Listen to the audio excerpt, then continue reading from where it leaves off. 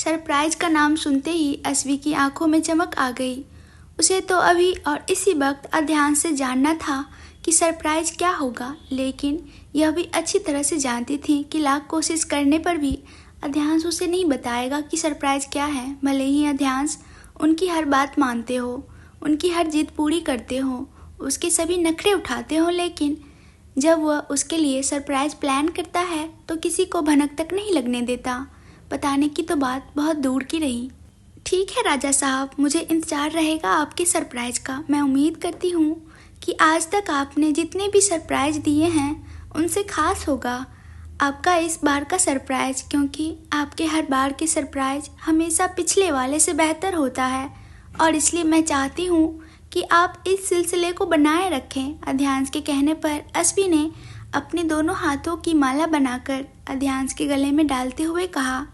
अध्यांश ने उनकी नाक पर किस करते हुए कहा, जो हुक्म रानी साहिबा, अब सोने चलना है या फिर सारी रात ऐसे ही बैठे रहना है? अस्वी ने घड़ी की ओर देखते हुए अध्यांश से कहा, बस एक आखिरी सवाल पूछो, आप मुझे कभी राजा साहब कहकर क्यों बुलाती हो?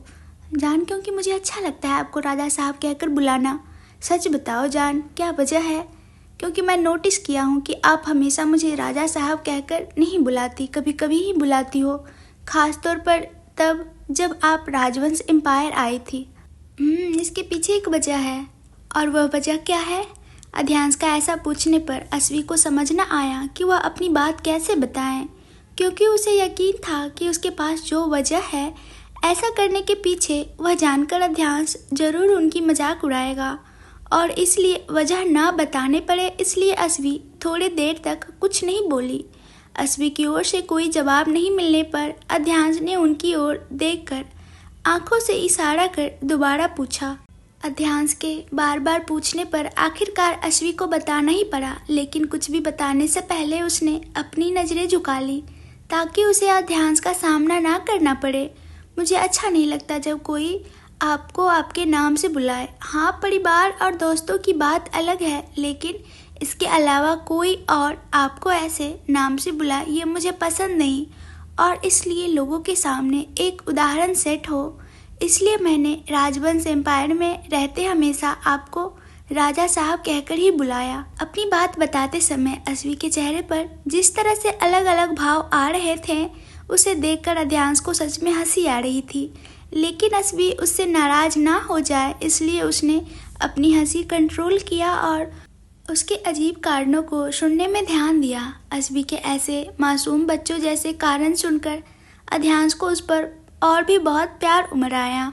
वह हमेशा चाहता था कि अस्वी यूं ही उस पर अधिकार जताती रहे, साथ ही उसे अस्वी को छेड़ने में भी बहुत मज़ा आ रहा था, खासकर उसका चिढ़ा हुआ चेहरा देखने में। तो हमारी रानी साहिबा को जलन होती है जब कोई उनके पति देव को नाम लेकर बुलाते हैं तो, और इसलिए अध्यांश ने उसे छेड़ने के इरादे से ऐसा कहा।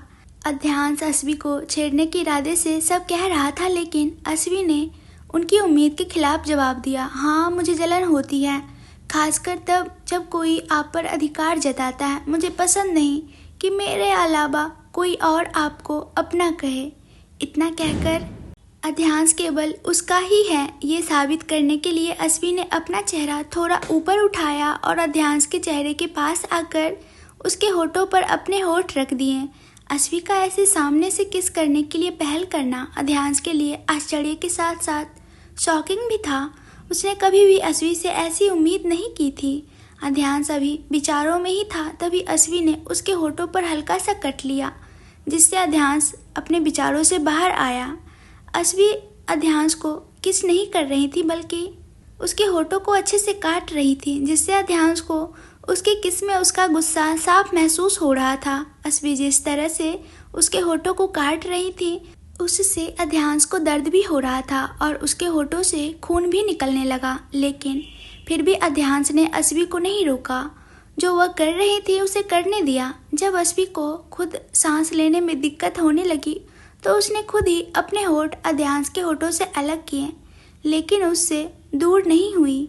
ऊपर से उसने उसकी टी शर्ट का कॉलर पकड़कर उसे खुद के करीब और खींच लिया और उसकी आंखों में आंखें डालकर अपनी धमकी भरे लहजे में बोली। मेरी एक बात कान खोलकर सुन लीजिए ध्यास, अगर मुझे जरा भी भनक लगी कि आपके आसपास कोई लड़की है तो मैं आपको छोड़ूंगी नहीं। आज के बाद अगर राजवंश एम्पायर या आपके काम के किसी भी जगह पर मुझे आपके पास कोई भी लड़की नजर आई तो सच कहती हूँ राजा साहब, पहले उस लड़की की हाथ पैर तोड़ूंगी फिर आपके।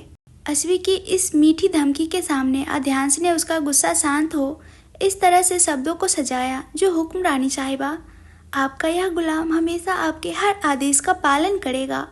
और वैसे भी मेरे आसपास लाखों लड़कियां हों, फिर भी मेरे दिल को और मेरी आंखों को तो मेरी जान को देखकर ही सुकून मिलता है। बाकी किसी भी लड़की की इतनी हिम्मत नहीं कि वह इस अध्यांश सिंह राजवंश के पत्थर दिल को पिघला सके। वो हुनर तो केवल मेरी जान, मेरी रानी साहिबा, मेरे हृदय सम्राज्ञी में ही है। और यही आपके लिए अच्छा रहेगा।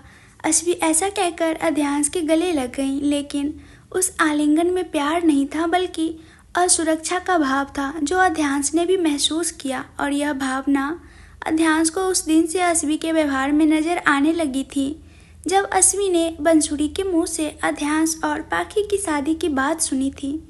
भले ही अध्यांश ने बंसुरी से सच्चाई बुलवा ली थी, लेकिन फिर भी अस्वी की असुरक्षा कम नहीं हुई थी।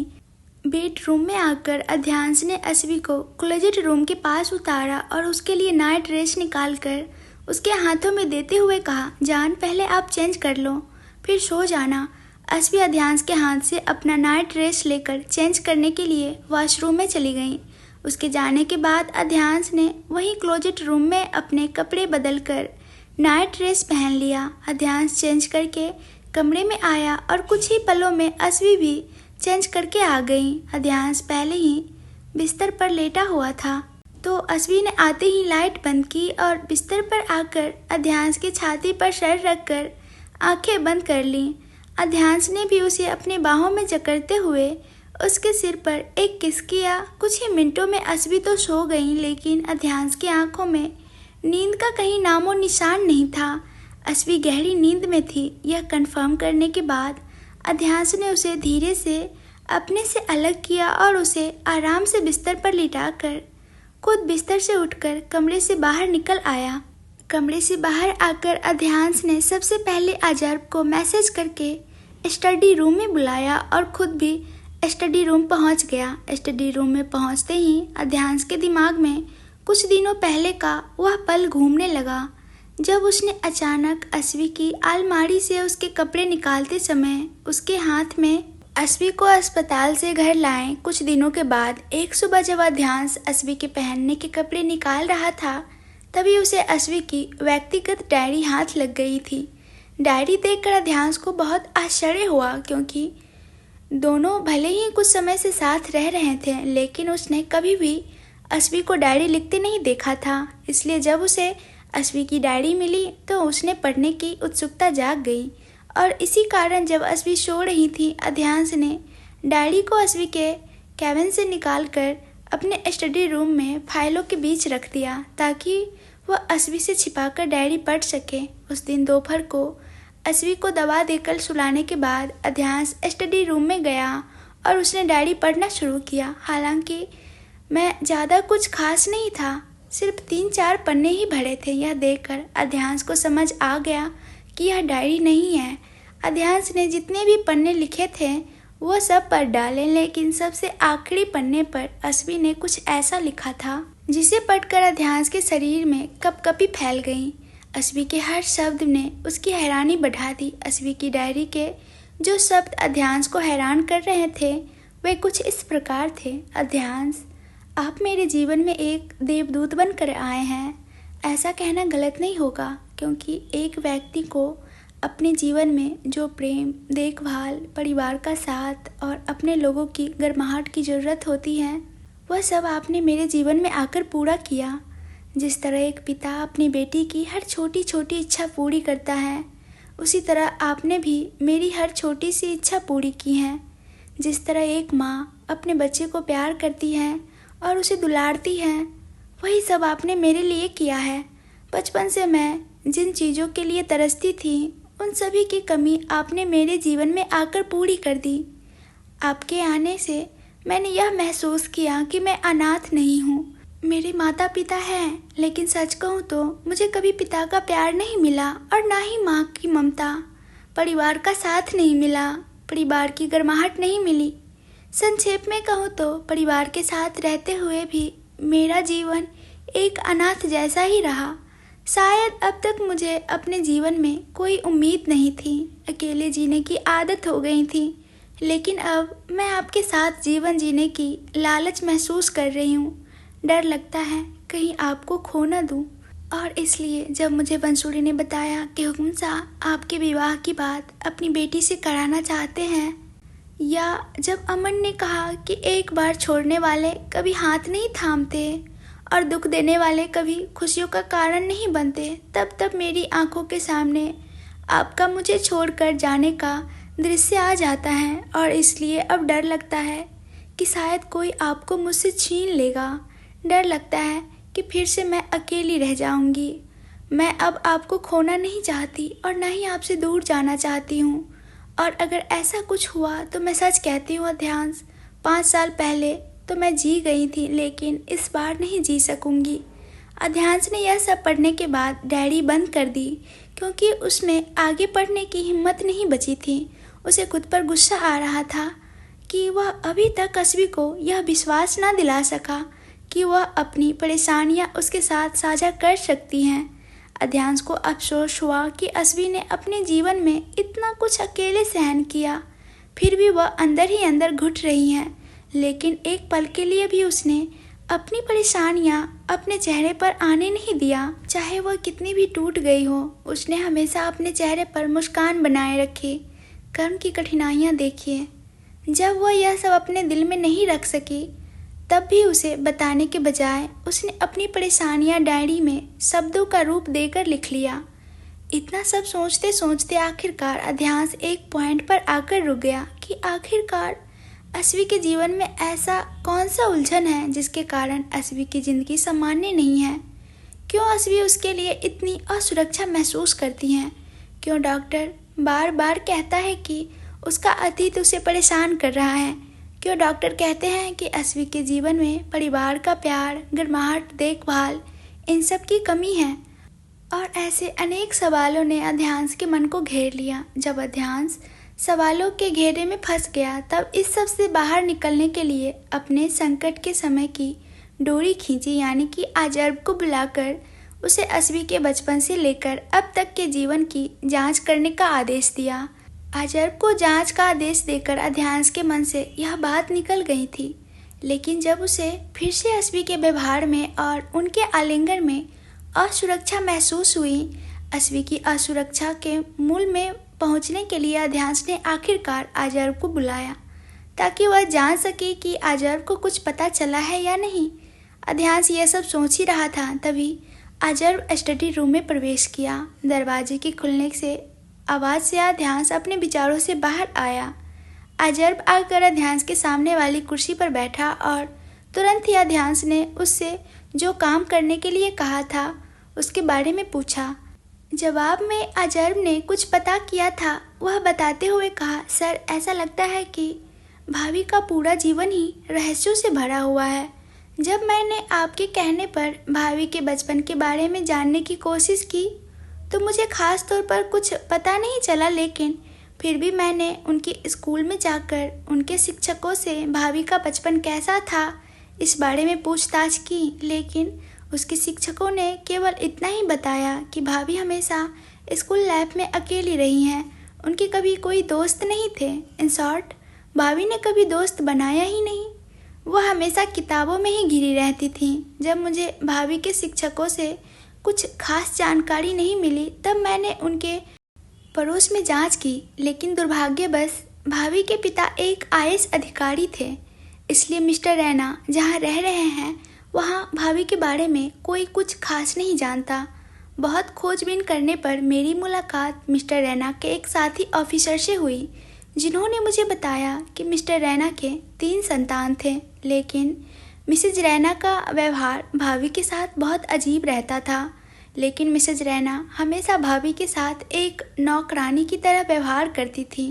पूरे घर का काम भाभी से करवाती थी। इन शॉर्ट, मिसेज रैना या मिस्टर रैना कभी भी भाभी के साथ समान रूप से बात नहीं की, दो मीठे बोल नहीं बोले। भाभी अक्सर अकेले रोती थी, टेरेस पर बैठकर अपने आप से बातें करती थी। उस ऑफिसर ने यह भी कहा कि जैसे जैसे भाभी की उम्र बढ़ी, उसने अपनी मुस्कान के पीछे आंसुओं को छिपाने का हुनर सीख लिया। इन शॉर्ट, मिस्टर रैना तो भाभी को पढ़ाना भी नहीं चाहते थे, लेकिन भाभी ने अपनी मेहनत पर स्कॉलरशिप हासिल कर अपनी पढ़ाई पूरी की है। MBBS करते समय भी भाभी कॉलेज के साथ साथ नौकरी करके अपने खर्चे निकालती थी। सर, मुझे तो यह समझ नहीं आता कि कोई माता पिता अपने बच्चों के बीच ऐसा भेदभाव कैसे कर सकते हैं। अध्यांश ने खास कोई प्रतिक्रिया नहीं दी, इसलिए अजर्व ने जो बात उसे परेशान कर रही थी वह भी अध्यांश के सामने रख दी। तुम अपनी जांच जारी रखो, अभी जाकर सो जाओ, कल तेरे दोस्त के लिए बहुत बड़ा दिन है, अध्यांश ने सोचते हुए अजर्व को जाने के लिए कहा। अध्यांश के कहने पर अजर्व जाने के लिए अपने पैर तो उठाए, लेकिन उसके मन में कुछ आते ही वह रुक गया और फिर अध्यांश को बताते हुए बोला, सर, अमन ठाकुर कुछ बड़ा करने के बारे में सोच रहा है, ऐसे संकेत मिले हैं। अमन का नाम सुनते ही अध्यांश के कान खड़े हो गए। अजर्व की बातों में अमन का जिक्र सुनकर अध्यांश ने उनकी ओर प्रश्नात्मक नज़र से देखा। ऐसा देखकर अध्यांश ने बिना शब्दों के ही अजर्व से सवाल पूछ लिया हो, ऐसा सोचते हुए अजर्व ने अपनी बात आगे बढ़ाई। सर, अमन ठाकुर के घर में हमारे आदमी ने बताया कि अमन ठाकुर ने कुछ दिन पहले एक एनवेलप पोस्ट किया था, साथ में दैविक सर के विवाह की कंकुत्री भी थी। कंकुत्री और एनवेलप किसको पोस्ट किया गया यह पता चला। अजर्व की बात ध्यान से सुनते हुए अध्यांश ने उसे सवाल किया। जवाब में अजर्व ने जो कुछ भी हकीकत थी उसे बता दिया। मुझे एड्रेस मिला, मैंने तुरंत उस एड्रेस की जांच कराई और पता चला कि उस एड्रेस पर भाभी के पिता यानी मिस्टर रैना अपनी पत्नी और बेटे के साथ रहते हैं। इसका मतलब है कि अमन कुछ ऐसा करने की योजना बना रहा है जिससे दैविक के विवाह में विघ्न पड़े और साथ ही वह अस्वी को भी टारगेट करके उसे नुकसान पहुंचा सके। अजर्व की बात सुनकर अध्यांश उसके इस विचार पर गहराई से सोचते हुए बोला। अमन ठाकुर की योजना को अजर्व जितना समझ पाया था, उसके आधार पर उसने जो निष्कर्ष निकाला वह अध्यांश को बताने से खुद को रोक न सका। लगता है ऐसा ही है सर, क्योंकि अमन ठाकुर ने जो एनवेलप और कंकुत्री पोस्ट की हैं वह मिसेज रैना के नाम पर भेजी गई हैं। इसका सीधा मतलब है कि अमन ठाकुर चाहता है कि मिसेज रैना दैविक सर के विवाह में शामिल हो। बात तो तुम्हारी सही है, लेकिन जब तक हमारे पास पूरी जानकारी नहीं होगी हम कोई एक्शन नहीं ले सकते, अध्यांश ने कहा। अजर्व अध्यांश की लाचारी को अच्छी तरह से समझ रहा था, लेकिन फिर भी भविष्य में आने वाली समस्याओं और उनकी संभावित असर के बारे में बताने से खुद को रोक नहीं सका। लेकिन सर, अगर हम ऐसे ही हाथ पर हाथ रखकर बैठे रहे तो अमन ठाकुर अपने इरादों में सफल हो जाएगा। मुझे दैविक सर के विवाह में विघ्न डलने से डर नहीं है, लेकिन मुझे भाभी के लिए चिंता हो रही है। आप अच्छी तरह से जानते हैं कि उनकी मानसिक सेहत के लिए डॉक्टर ने क्या कहा था, और अगर एक बार फिर भाभी के साथ वही सब हुआ तो कहीं न कहीं हम हमेशा के लिए भाभी को। लेकिन अजर्व अपनी बात पूरी नहीं कर सका, क्योंकि वह सोचना भी नहीं चाहता था। उसे कहने में शब्दों ने उसका साथ नहीं दिया। तेरी चिंता मैं अच्छी तरह से समझता हूँ, फिर भी मैं यही कहूँगा कि चिंता मत कर अपनी भाभी की, क्योंकि इस बार अमन ठाकुर के इरादे चाहे कितने भी मजबूत हो, लेकिन मैं उसके इरादों में सफल नहीं होने दूंगा, क्योंकि इस बार उसका सामना अध्यांश सिंह राजवंश डेविल अवतार से होगा। अध्यांश ने अजर्व को आश्वस्त करते हुए कहा। अध्यांश अच्छी तरह से जानता था कि उसके 3 बंदरों अजर्व, उदय और शमशेर के लिए अस्वी उससे भी ज़्यादा महत्वपूर्ण बन गई हैं। उसे अगर एक चोट भी लग जाए तो तीनों का खून खौल उठता है। तीनों के लिए अस्वी अध्यांश से भी ज़्यादा ज़रूरी बन गई हैं, क्योंकि अस्वी ने हमेशा तीनों को अपने परिवार के सदस्य की तरह समझा है। तीनों को अस्वी से अध्यांश से ज़्यादा प्यार और देखभाल मिली है। लेकिन जब अजर्व को पता चला कि अमन अस्वी को नुकसान पहुंचाने के लिए शतरंज बिछा रहा है तो उसने तुरंत अमन ठाकुर के सबसे विश्वास पात्र आदमी को पैसे देकर खरीद लिया ताकि उसे अमन ठाकुर की सभी योजनाओं की पहले से जानकारी मिल सके। अध्यांश ने अजर्व को समझाकर और अश्वी के लिए आश्वस्त करके उसे सोने के लिए कमरे में भेज दिया और खुद भी सोचकर अश्वी के पास अपने कमरे में चला गया। इस तरह रात बीत गई और अगले दिन की सुनहरी सुबह हुई। सूरज की किरणें और पक्षियों की मीठी मधुर कलरल से महल में एक एक करके सबकी नींद उड़ गई और सभी सुबह की आरती के लिए फटाफट फ्रेश होकर तैयार होकर महल के मंदिर में आ गए। आज कई महीनों बाद महल के मंदिर में आरती के सुर गूंज उठे, साथ ही घंटियों का नाद और शंखनाद भी था। सबसे पहले अध्यांश और अश्वी ने भगवान की आरती की, फिर दैविक, अंगद और अंत में अथर्व ने भगवान की आरती की। आरती पता कर अश्वी ने पहले अध्यांश के सामने आरती की थाल रख दी। अध्यांश ने भी हमेशा की तरह पहले आरती लेकर अश्वी के माथे पर हाथ रखा और फिर खुद आरती ली। अध्यांश को आरती देने के बाद अश्वी ने आरती की थाली त्रिशिका के हाथ में पकड़ाई और सबको आरती देने के लिए कहा। त्रिशिका ने सबको आरती दी। तब सबने अध्यांश की तरह ही उसकी नकल करते हुए पहले अपने पार्टनर के माथे पर हाथ रखकर उसे आरती दी और फिर खुद आरती ली। अश्वी ने सबको प्रसाद दिया और उसमें भी सबने अध्यांश की नकल की। जैसे अध्यांश ने प्रसाद अश्वी को खिलाकर खुद खाया, वैसे ही बाकी सभी जोड़ियों ने भी पहले अपने पार्टनर को प्रसाद खिलाया और फिर अपने मुंह में रखा।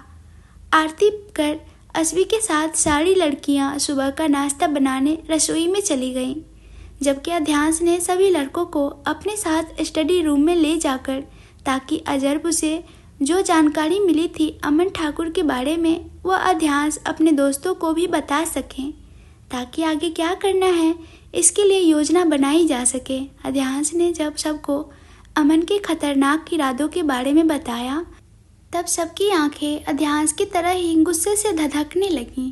सबके मन में उस समय केवल और केवल अमन को सबक सिखाने का ख्याल आ रहा था, क्योंकि नयाल अमन को जानता ही नहीं था। इसलिए जब उसने अध्यांश से अमन के बारे में जाना तो उसे कोई खास प्रतिक्रिया नहीं दी, लेकिन फिर जब अध्यांश ने उसे विस्तार से समझाया कि हमें अश्वी के साथ क्या करना है, और तब उसका गुस्सा भी बाकी सभी की तरह ज्वालामुखी की तरह उबल पड़ा। अध्यांश ने अमन के बारे में बताने के बाद सभी को आज के दिन से लेकर विवाह के दिन तक जिन बातों पर ध्यान रखना था और सुरक्षा के लिए जो भी कदम उठाने थे सब साझा कर दिए। साथ ही यह भी कहा कि जब तक अमन या मिसेज रैना की ओर से कुछ नहीं होता तब तक किसी को उनके साथ कुछ नहीं करना। बस अध्यांश और उनके दोस्तों की बैठक चल ही रही थी, तभी स्टडी रूम के दरवाजे पर दस्तक हुई। आवाज़ सुनकर सभी ने बात करना बंद कर दिया। अंगद जाकर दरवाज़ा खोला तो सामने त्रिशिका खड़ी थी। दरवाज़ा खोलते ही उसने अंगद को देखा और सबको नाश्ते के लिए नीचे आने के लिए कहा और खुद वहां से चली गई। त्रिशिका के जाने के बाद बैठक को वहीं पोस्टपोन करके सभी लड़के नाश्ते के लिए नीचे आ गए, जहां डाइनिंग टेबल पर सभी लड़कियां उनकी राह देख रही थीं। सभी ने एक साथ बैठकर हंसते मुस्कुराते नाश्ते का आनंद लिया, लेकिन उनमें से एक ऐसा था जिसका ध्यान मस्ती में नहीं था, बल्कि आज तो कुछ होने वाला था उनके विचारों में था। वह शमशेर था, जो अभी भी इस कन्फ्यूजन में था कि उसे अश्वी की बात मानकर शादी के लिए हाँ करना चाहिए या नहीं। जब सबका नाश्ता खत्म हो गया तो अश्वी ने सभी को तैयार होने के लिए कहा, क्योंकि शमशेर को देखने के लिए लड़कियां ठीक 10 बजे महल में आने वाली थीं। अश्वी के कहने पर सभी जल्दी जल्दी तैयार हो गए। आज लड़कियों के साथ साथ लड़कों ने भी राजस्थानी पोशाक पहनी थी। उसमें अध्यांश तो एकदम राजा साहब लग रहे थे और अश्वी पीछे नहीं थी। वह भी अपने राजा साहब के साथ शान से एक रानी की तरह तैयार हुई थी। दोनों जब तैयार होकर आए तो त्रिशिका ने सबसे पहले दोनों की नज़र उतारी। अश्वी के कहे अनुसार ठीक 10 बजे महल के प्रांगण में गाड़ियों का काफिला आकर रुक गया।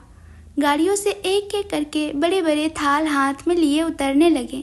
सबसे आखिर में एक लड़की अपनी फैमिली की गाड़ी से बाहर आई। अध्यांश और अश्वी ने दिल से सभी का स्वागत किया। सभी का स्वागत करने के लिए सिर्फ अध्यांश और अश्वी मुख्य द्वार पर खड़े थे। बाकी सभी अंदर हॉल में बैठे थे।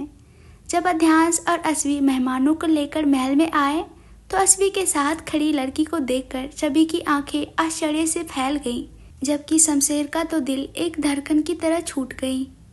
भाभी माँ, आप तो कह रही थी कि लड़के वाले आने वाले हैं, तो फिर हुकुम शाह और रानी शाह यहाँ क्या कर रही हैं? क्या आप जिस जोड़ी की बात कर रहे थे वो पाखी की शादी की बात थी? तो लड़का कौन है और पाखी कहाँ है, वो नज़र नहीं आ रही। अश्वी ने अध्यांश के साथ हुकुम शाह और रानी शाह को देखकर तुरंत अश्वी के सवालों की बौछार कर दी। त्रिशिका के किसी भी सवाल का जवाब देने से पहले ही अध्यांश ने उसे डांट दिया। त्रिशी, जब घर में मेहमान आते हैं तब उनका स्वागत शिष्टता से करना चाहिए, ऐसे सवालों से नहीं। अध्यांश की डांट खाकर त्रिशिका चुपचाप एक साइड बैठ गई। उसके उतरे हुए चेहरे को देखकर अश्वी को उस पर दया आ गई और अध्यांश पर गुस्सा, लेकिन घर में मेहमानों की मौजूदगी थी इसलिए उसने अध्यांश से कुछ नहीं कहा। अध्यांश और अश्वी ने हुकुम शाह और रानी शाह को लेकर महल में आए और उन्हें बैठने के लिए आग्रह किया। दोनों पति पत्नी ने अपनी अपनी जगह ले ली, इसलिए अश्वी ने उनकी साथ आई बंसुरी को भी हुकुम शाह और रानी शाह के बगल में बिठा दिया। मेहमानों के बैठने के बाद घर के सभी लोग भी अपनी अपनी जगह पर व्यवस्थित हो गए। बाद में थोड़ी सामान्य बातचीत हुई, लेकिन फिर हुकुम शाह ने अध्यांश के सामने हाथ जोड़कर अपनी बात रखी। राजा साहब, रानी साहब, आपकी रिक्वेस्ट पर मैं अपनी बेटी का हाथ इस घर के बेटे को सौंपने के लिए तैयार हूँ, लेकिन आप दोनों की शादी के बारे में कुछ भी बात करने से पहले मैं चाहता हूँ कि लड़का लड़की एक बार अकेले में बैठकर बात कर ले और आगे अगर दोनों की इच्छा हो तभी इस शादी की बात आगे बढ़ाएं। हुकुम शाह का इस तरह हाथ जोड़कर विनती करना अध्यांश और अश्वी वहाँ बैठे अन्य किसी को भी पसंद न आया। अध्यांश ने एक नज़र अश्वी की तरफ देखा और उसे बातचीत सुनने के लिए इशारा किया। अध्यांश के इशारे पर अश्वी ने तुरंत सम्मान के साथ कहा, ऐसे हाथ जोड़कर उन्हें शर्म में मत डालिए हुकुम शाह। यहाँ बैठे सभी उम्र और अनुभव में भी आपसे छोटे हैं और आप तो अपनी बेटी दे रहे हैं, तो आपको तो सच में लड़के वाले को आदेश देना चाहिए, ऐसे हाथ जोड़ने नहीं चाहिए। हमारी रानी साहिबा की बात एकदम सही है हुकुम शाह। समाज की यह परंपरा गलत है कि बेटी के पिता को उनके विवाह में सर झुकाना पड़ता है।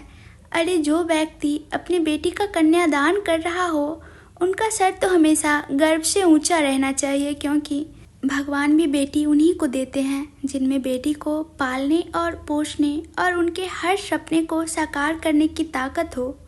बाकी अश्वी के इन आधुनिक विचारों की सराहना करते हुए अध्यांश ने उनकी बात में हाँ मिलाई। अध्यांश और अश्वी के ऐसे विचारों को सुनकर हुकुम शाह और रानी शाह का संकल्प और भी दृढ़ हो गया। साथ में अफसोस भी हुआ कि अध्यांश जैसा जमाई उसके नसीब में नहीं लिखा था। हुकुम शाह और रानी शाह मन ही मन अश्वी और अध्यांश की प्रशंसा कर रहे थे। तभी दोनों ने अश्वी की आवाज़ सुनी, त्रिशिका, अधीरा, शमशेर भाई और बंसुरी को ऊपर महल के झरोखे में ले जाओ और हाँ, उन्हें अकेले छोड़कर जल्दी आ जाना, उन्हें परेशान करने मत लगना। जी भाभी माँ। अश्वी की बात सुनकर दोनों सहेलियाँ अपनी जगह से उठकर बंसुरी के पास गईं और उसे अपने साथ लेकर चल दी। उन लोगों के जाने के बाद अश्वी ने एक नज़र शमशेर पर डाली और इशारों से उसे जाने के लिए कहा। शमशेर का मन तो बिल्कुल भी नहीं था, लेकिन अश्वी की बात नकारने की हिम्मत भी नहीं थी, इसलिए उसे मजबूरन वहाँ से उठकर जाना पड़ा। शमशेर और बंसुरी को एकांत में बात करने के लिए भेजने के बाद जब अश्वी की नज़र अपने परिवार के सदस्यों पर पड़ी तो एक क्षण के लिए उसे भी हैरानी हुई, क्योंकि सभी एक उम्मीद भरी नज़र से अश्वी को देख रहे थे। सभी की नज़रें खुद पर महसूस करते हुए अश्वी ने अध्यांश की ओर देखा और उसे आंखों में सबको संभाल लेने को कहा। अश्वी की उलझन को समझते हुए अध्यांश ने सबका ध्यान अश्वी से हटाने के लिए एक खास लिया ताकि सबकी नज़रें अश्वी से हटकर उनकी ओर केंद्रित हो जाएं। अध्यांश ने खांसने के कारण सबकी नज़रें जैसे ही अश्वी से हटी वह तुरंत वहाँ से मेहमानों के लिए चाय नाश्ते की व्यवस्था करने के लिए रसोई में चली गई। उसके पीछे पीछे आंसी निवांसी भी वहाँ से उठकर चली गईं। तीनों सहेलियाँ हुक्म शाह और रानी शाह के लिए चाय और नाश्ता लेकर आईं। तब तक त्रिशिका और अधीरा भी शमशेर और बंसुरी को महल के झरोखे में अकेला छोड़कर वापस नीचे आ गई थीं। अश्वी, आंसी और निवांसी ने सभी को नाश्ते की प्लेट दी, फिर वापस अपनी अपनी जगह पर जाकर बैठ गईं।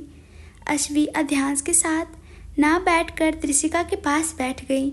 अश्वी के बैठते ही त्रिशिका ने अपना सर उसके कंधे पर डाल दिया और अपने दोनों हाथ अश्वी के कमर के चारों ओर लपेटकर अश्वी को गले लगा लिया। त्रिशिका के ऐसा करने से अश्वी को समझ में आ गया कि वह ध्यान से नाराज है, इसलिए अश्वी ने उसके सर पर हाथ फेरकर किसी अन्य को सुनाई ना दे ऐसा करके त्रिशिका को धीरे से सांत्वना देते हुए कहा, एक बार सब कुछ सही हो जाने दो बच्चे, फिर मैं तुम्हारे भाई को एक अच्छा सा डांट दूंगी। अध्यांश को डांट पड़ेगी यह सुनकर त्रिशिका का मुरझाया चेहरा खिल उठा। उसकी आंखों में तुरंत चमक आ गई, जो हुक्म शाह के साथ बात कर रहे अध्यांश से भी नहीं छिप सकी। त्रिशिका के चेहरे की रौनक देखकर अध्यांश को बिना कहीं ही सब समझ आ गया और उसने लाचारी से अपना सर झुका लिया।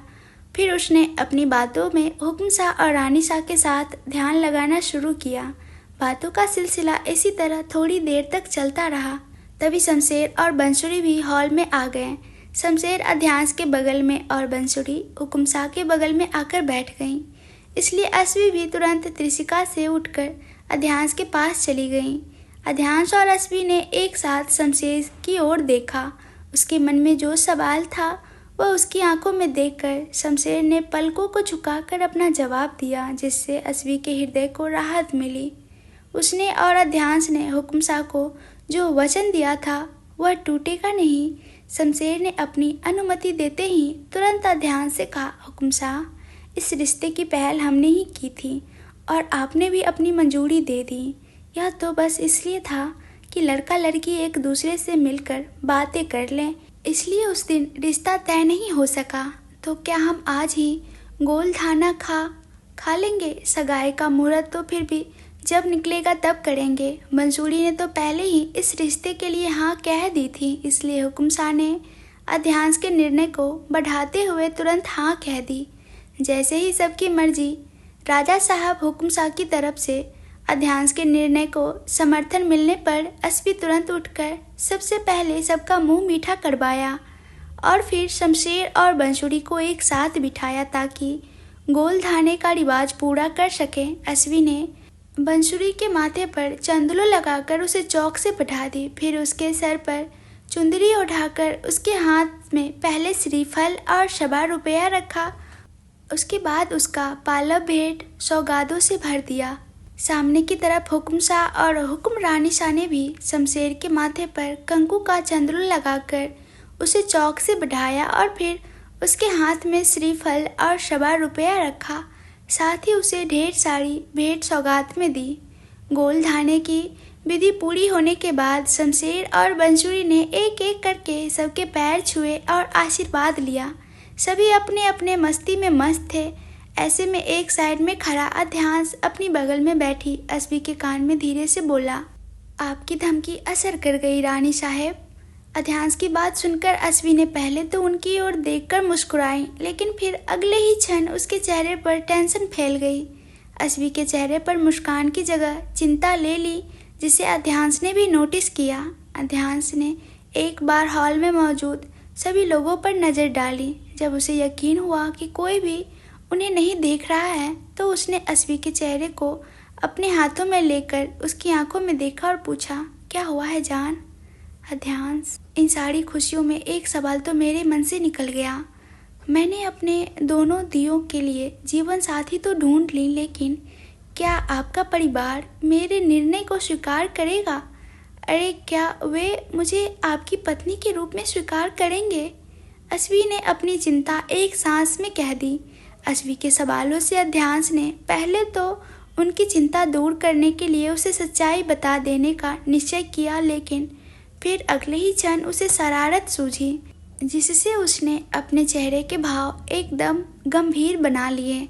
और अश्वी के साथ मस्ती करते हुए उसे परेशान करने के इरादे से कहा, तनाव तो है, लेकिन अब सोचने का क्या फ़ायदा। आप जो करना चाहती थी वो तो कर चुकी हैं, तो फिर अब तनाव लेने का क्या फ़ायदा।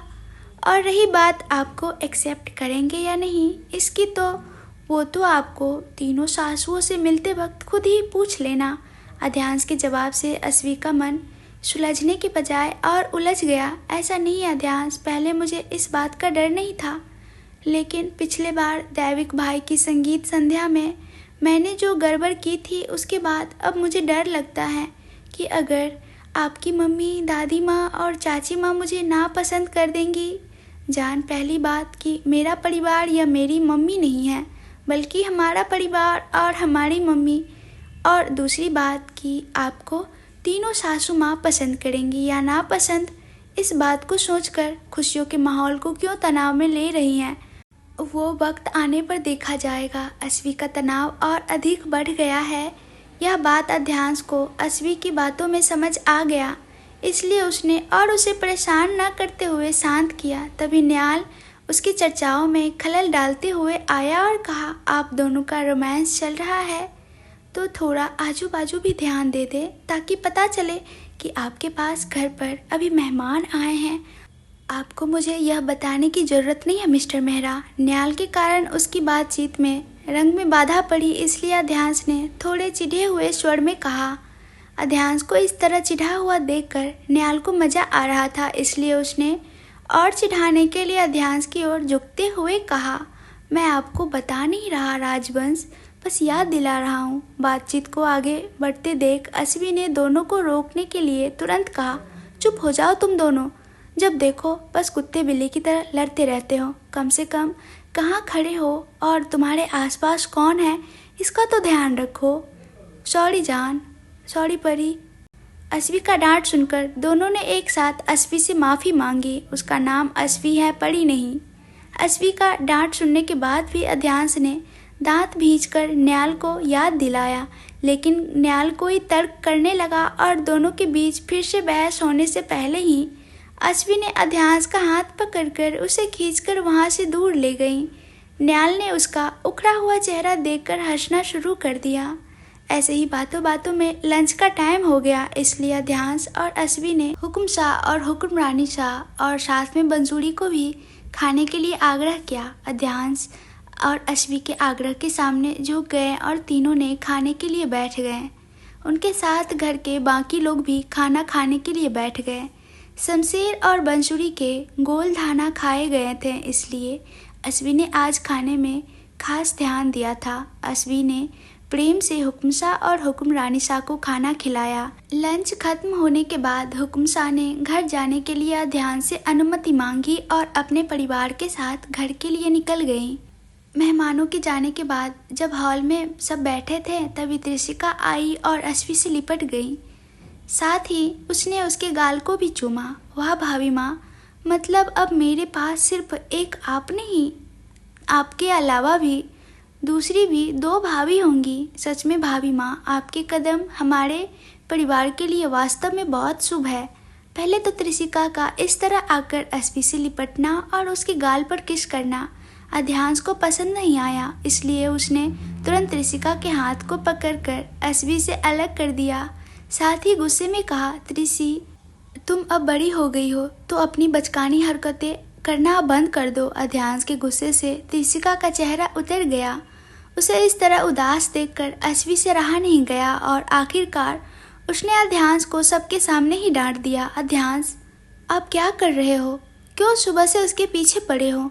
उसने तो बस एक सामान्य से गले मिला और किस किया, जैसे एक बच्चे अपनी माँ को करते हैं। इसमें आप इतना क्यों लाल पीले हो रहे हो? अध्यांश को डांटने के बाद अश्वी ने त्रिशिका का चेहरा अपने हाथों में लेकर उसे प्यार से समझाया। अध्यांश के बार बार डांटने से त्रिशिका के आंखों में आंसू आ गए। वह रोना नहीं चाहती थी, लेकिन जब अश्वी ने उसे गले लगाया तो वह अपने आप को रोक नहीं सकी और अंततः रोने लगी। ना बच्चा, प्लीज़ चुप हो जाओ।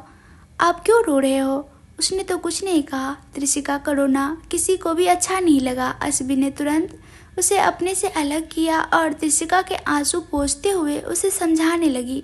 अध्यांश को भी त्रिशिका के आंसुओं से तकलीफ हुई, इसलिए वह भी उसे चुप कराने के लिए उसके पास जाकर बैठा और उसका चेहरा पकड़कर अपनी ओर मोड़ लिया। लेकिन त्रिशिका उससे इतनी नाराज थी कि उसने उसकी ओर देखना भी नहीं चाहा, इसलिए वह अपनी आंखें झुकाकर बैठी रही। उसने एक बार भी अध्यांश की ओर नहीं देखा। त्रिशिका का इस तरह से उसे नज़रअंदाज करना अध्यांश को पसंद नहीं आया, लेकिन हार न मानते हुए अध्यांश ने त्रिशिका का चेहरा उठाया और साथ ही अपने कान पकड़ लिए। अध्यांश का इस तरह करने पर भी त्रिशिका के चेहरे पर मुस्कान नहीं आई, जिससे अध्यांश निराश होकर अश्वी और अंगद की ओर देखने लगा। वे दोनों भी त्रिशिका को उदास नहीं देख सकते थे, इसलिए दोनों ने अध्यांश की मदद करने के लिए त्रिशिका को हंसाने का प्रयास किया। अंगद और अश्वी के गुदगुदी करने से त्रिशिका की उदासी तुरंत खत्म हो गई। वह हंसने लगी।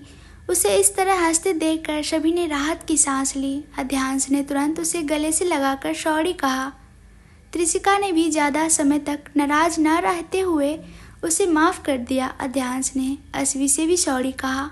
जवाब में अश्वी ने आंखें झपकाते हुए कहा, सब ठीक है। इस तरह पूरा दिन बीत गया। रात को डिनर खत्म करने के बाद सभी अपने अपने कमरों में चले गए। तब अध्यांश ने अश्वी को लेकर बाहर निकल गया। 1.5 से 2 पौने घंटे तक ड्राइव करने के बाद अध्यांश ने अश्वी को उस जगह ले जाकर पहुंचाया जहां उसने अश्वी के लिए सरप्राइज प्लान किया था। अध्यांश ने अश्वी को लेकर कार से बाहर निकला, लेकिन वहां इतना अंधेरा था कि अश्वी को अध्यांश का चेहरा भी ठीक से दिखाई नहीं दे रहा था। अध्यांश ने अश्वी को अपनी बाहों में उठाकर गाड़ी से बाहर निकला। चारों ओर केवल अंधकार का साम्राज्य फैला हुआ था, जिससे अश्वी डर रही थी, इसलिए उसने अध्यांश की टी शर्ट को बहुत कस के पकड़ रखा था। अध्यांश को भी उसका डर महसूस हो रहा था, इसलिए उसने उसे शांत करने के लिए सिर्फ इतना पूछा, आपको मुझ पर विश्वास है ना? खुद से भी ज़्यादा। अश्वी ने भी उतने ही विश्वास के साथ जवाब दिया। अध्यांश भले ही अश्वी का चेहरा नहीं देख पा रहा था, लेकिन उसके आवाज़ में अध्यांश अपने ऊपर विश्वास की झलक साफ सुन रहा था। अध्यांश अश्वी को लेकर थोड़ा आगे बढ़ा और 10 कदम चलने के बाद एक जगह पर रुककर उसे नीचे उतार दिया।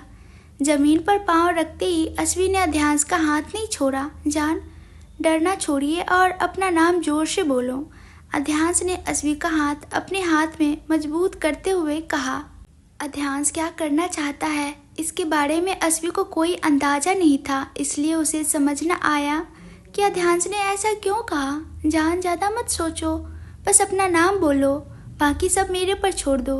अध्यांश ने उसकी बात को दोहराया। अध्यांश के कहने पर अश्वी ने जोर से अपना नाम बोला, लेकिन कुछ नहीं हुआ, इसलिए अध्यांश ने उसे फिर से कहा, ऐसे नहीं जान, पूरा नाम बोलो। डॉक्टर अश्वी राजवंश। इस बार अश्वी ने अपना नाम को पहचाना और गर्व के साथ बोला। फिर भी कुछ नहीं हुआ तो अश्वी चिढ़ गई। फिर अध्यांश ने उसे टोका, गलत। जान, मैंने कहा था कि पूरा नाम बोलो। अश्वी ने चिढ़कर जवाब दिया, अरे पूरा नाम तो बोला, और क्या बाकी रह गया मेरे नाम में? अध्यांश ने पूरी शांति से कहा, सोचो और फिर बोलो। अश्वी ने थोड़ी देर सोचा और तुरंत उसे कुछ याद आया और वह तुरंत जोर से बोली, मिसेज अश्वी अध्यांश सिंह राजवंश। और उसके साथ ही शांत वातावरण मिसेज अश्वी अध्यांश सिंह राजवंश के गूंज से भर गया। अचानक पड़ने वाले शोर से अश्वी डर के मारे अध्यांश का हाथ और मजबूती से पकड़ लिया। जब अश्वी ने अपना नाम कहा तो दूसरे ही क्षण अध्यांश ने अपना मोबाइल निकालकर उसमें कुछ किया, जिससे दोनों चारों ओर के पैरों पर रोशनी जल गई। यह सब क्या है अध्यांश? अश्वी ने आश्चर्य से पूछा। अध्यांश ने जवाब में कहा, जान, सवाल किए बिना अपने कदम आगे बढ़ाओ, क्योंकि यहाँ आगे मैंने जो भी प्लान किया है उसका मेरे लिए बहुत खास मतलब है, इसलिए मत सोचो, बस मैं जो कह रहा हूँ उसे करती जाओ, बाकी सब मेरे पर छोड़ दो। मैं हूँ ना, मैं आपके हर चीज़ का मतलब अच्छे से समझा दूंगा। और अश्वी का हाथ पकड़कर उसे आगे बढ़ने के लिए कहा। जैसे ही अश्वी एक और कदम आगे बढ़ी, फिर से उसकी दोनों ओर रोशनी जल गई, साथ ही उसके ऊपर गुलाब की पंखुड़ियाँ भी बरसने लगी। जब अश्वी ने तीसरा कदम रखा तो फिर वहाँ उसकी दोनों ओर रोशनी और गुलाब की पंखुड़ियों की बारिश। जैसे जैसे अस्वी के कदम बढ़ती गई, रोशनी होती गई, साथ में फूलों की बारिश भी होती रही। इस तरह चलते चलते अस्वी दरवाजे के पास पहुंच गई। उसने फिर से पीछे मुड़कर देखा और आखिरकार पूछे बिना नहीं रह सकी, अध्यांश यह सब क्या है? अध्यांश ने उसकी कमर के चारों ओर हाथ लपेटकर उसे पीछे से अपनी आलिंगन में लेते हुए सवाल किया, कैसा लगा? बिल्कुल सपने जैसा, अस्वी ने भी उसके दोनों हाथों पर अपने हाथ रखते हुए कहा। अभी तो बहुत कुछ बाकी है। अध्यांश ने उसके कंधे पर अपना चेहरा टेकते हुए कहा। मतलब? अस्वी ने उसके गाल के साथ अपने गाल को स्पर्श करते हुए पूछा। अस्वी के पूछने पर अध्यांश ने उसके कमर से हाथ हटाकर उसे कंधे से पकड़कर पीछे की ओर घुमाया और फूलों की पंखुड़ियों और लाइट्स की ओर इशारा करते हुए कहा, मतलब यह कि मेरी जिंदगी पहले बिल्कुल इस अंधकार की जैसी थी। जैसे आपके हर कदम के साथ जीवन में रोशनी बढ़ती गई और बिल्कुल ऐसे ही जैसे जैसे आप मेरी ज़िंदगी में आगे कदम बढ़ाती गई, वैसे वैसे आपने मेरी ज़िंदगी को प्रकाशित किया और आज मेरी ज़िंदगी बिल्कुल इस वातावरण की तरह एकदम रोशन है। जैसे पहले यह रास्ता कंकर और धूल से भरा था, वैसे ही मेरी ज़िंदगी भी अनेकों मुश्किलों से भरी हुई थी। लेकिन आपके आगमन से जैसे ही इन रास्तों को फूलों की चादर से भर दिया, वैसे ही मेरे जीवन की मुश्किलें भी दूर करके खुशियों से भर दिया। अध्यांश के इस प्रेम भरी बातों ने अस्वी का दिल खुशियों से भर दिया। उसके चेहरे पर मुस्कान थी और आंखों में खुशी के आंसू थे। अध्यांश ने उसके आंसू पोंछकर उसे फिर से घुमाया ताकि दोनों का मुंह दरवाजे की ओर हो जाए।